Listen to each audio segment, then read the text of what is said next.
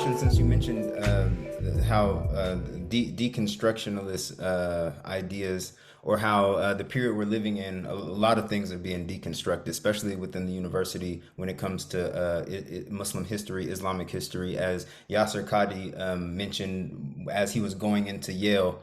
That what he learned in seminary is totally different than what he learned in Yale. In seminary, they construct a house for you, whereas in at Yale they deconstruct that house, and not only do they deconstruct it, but they leave you left in the pieces trying to figure out how do you make sense of all of this.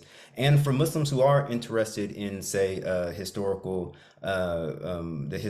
critical method, or Islamic revisionism, reconceiving Islamic history, however you want to frame it, what are we supposed to do, or how are we supposed to give new meaning to how the House of Islam, its history, theology, jurisprudence has been deconstructed? How are we supposed to construct a new house while we're left or give new meaning to the pieces that we're left with after the deconstruction has happened? Because it seems like I mean, God bless non-Muslim academics for all the work that they've done on our tradition, but it seems like they're 100% satisfied with leaving it deconstructed, while Muslims are left to wallow in the rubble. Yeah, no, that's an extremely important question, and one that I have been wrestling with also. And this is what I find, again, another strength of progressive Muslim thought is we are not just scholars, but we have a sense of belonging to the tradition. Yeah, so we speak from within.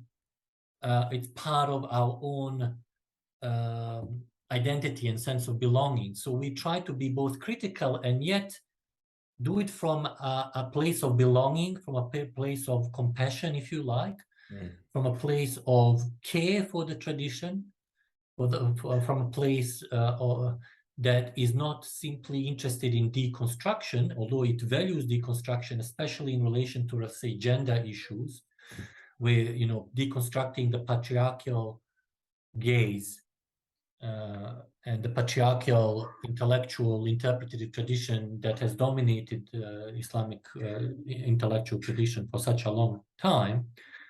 So it's a labor of love. It has been really, in my case, many people might question my motives as to why am I doing this, but I can tell you that it's been always done. It's been a labor of love.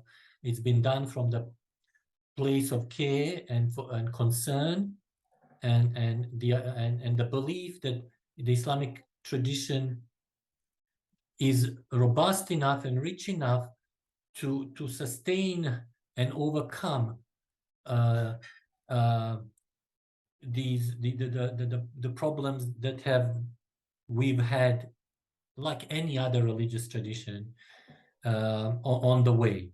So what I find comforting is this idea that